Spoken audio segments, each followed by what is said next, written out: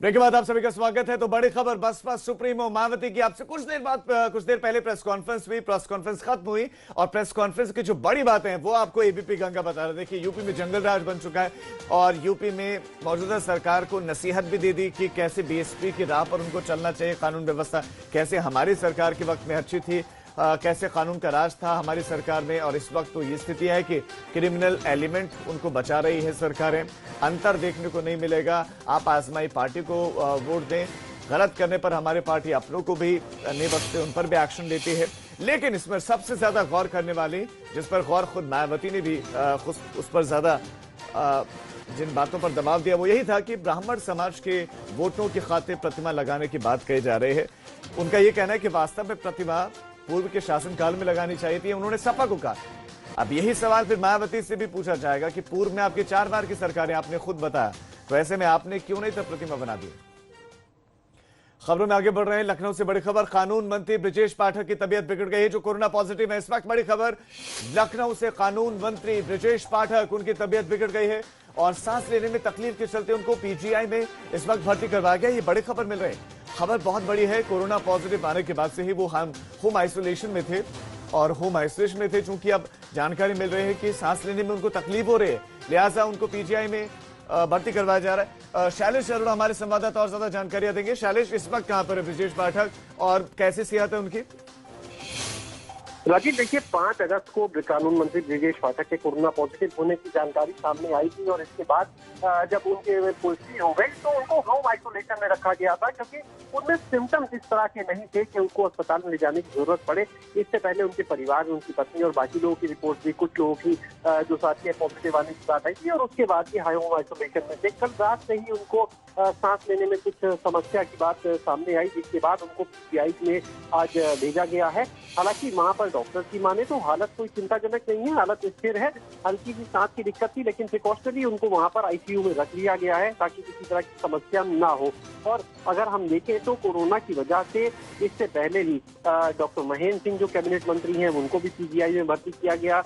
उसके अलावा तमाम और योगी सरकार के मंत्री हैं जिनको पीजीआई में रखा गया और बाकी जगह पर रखा गया है। जी शैलेश, आपका तमाम जानकारी के लिए धन्यवाद। तो ये बड़ी जानकारी आपको देते हैं। उनकी हालत, उनकी सेहत में सुधार बताया जा रहा है। अब उनको प्रिकॉशनरी एहतियातन आईसीयू में रखा गया है। डॉक्टरों की टीम लगातार उनको और उनकी सेहत को मॉनिटर कर रही है।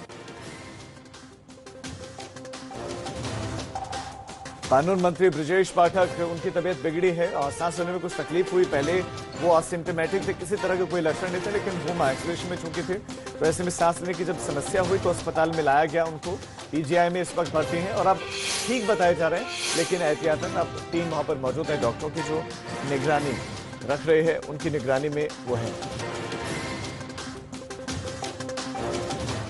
संगम नगरी प्रयागराज में कोरोना के मामले तेजी से बढ़ रहे हैं, लेकिन इसके बावजूद वीकेंड लॉकडाउन को लेकर न तो यहां का सरकारी अमला मुस्तैद दिख रहा है, न ही यहाँ के नागरिक अपनी जिम्मेदारी निभाते हुए दिख रहे हैं। वीकेंड लॉकडाउन इस हफ्ते भी यहां पर मजाक बनकर रह गया। सड़कों पर आम दिनों की तरह ही भीड़ भाड़, चहल पहल सब देखने को मिला।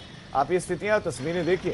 ये लॉकडाउन के दिन की तस्वीरें, जब चहल पहल आपको सामान्य दिनों की तरह दिखाई देगी। लोगों का आना जाना, गाड़ियों का चलना, साइकिल पर घूमना फिरना, सब दिखाई दे रहा है। और ये स्थितियां हैं लॉकडाउन की। ऐसे में जब लॉकडाउन इस तरह का होगा तो फिर अनलॉक किस तरह का होगा? संगम नगरी प्रयागराज में कोरोना के मामले तेजी से बढ़ते जा रहे हैं, लेकिन वीकेंड लॉकडाउन को लेकर ना तो यहां का प्रशासन मुस्तैद दिखाई दे रहा है और ना ही यहां के नागरिक जागरूक व जिम्मेदार नजर आ रहे हैं। आज अगस्त महीने के दूसरे वीकेंड लॉकडाउन का आखिरी दिन है, लेकिन तस्वीरें देखिए।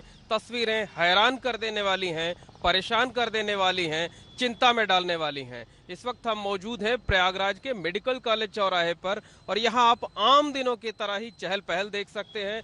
सड़कों पर वाहन फर्राटा भर रहे हैं। पुलिस ने कुछ रास्तों पर बैरिकेटिंग जरूर कर दी है। हमारे सामने की तरफ देखिए, जो रास्ता जाता है एक साइड बैरिकेड करके रोड ब्लॉक कर दी है, लेकिन जो चौराहे की तस्वीर देखिए, एकदम आम दिनों की तरह ही यहाँ भीड़ भाड़ नजर आ रही है, चहल पहल नजर आ रही है और तमाम ऐसे लोग हैं जो बिना मास्क पहने ही सड़कों पर घूमते नजर आ रहे हैं। देखिए, ये जो बैटरी रिक्शा चला रहे हैं, मास्क भी इन्होंने नहीं लगा रखा है और इसी तरह तमाम लोग जो है वो सड़क पर बाहर घूमते हुए नजर आते हैं।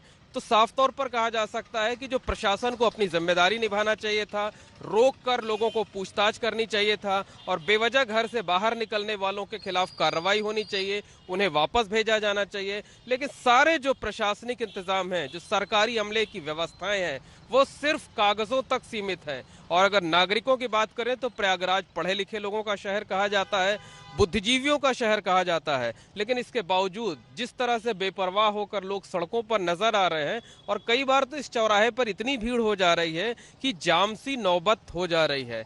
आज भले ही बीएड का एग्जाम हो, उसकी वजह से कुछ चीजों में छूट दी गई हो, लेकिन इतनी छूट नहीं दी गई है कि सड़कों पर, चौराहों पर इस तरह से भीड़ भाड़ दिखाई दे। और प्रयागराज में यह हालात तब हैं जब यहाँ कोरोना के मामले रोजाना तकरीबन 200 की संख्या में बढ़ रहे हैं।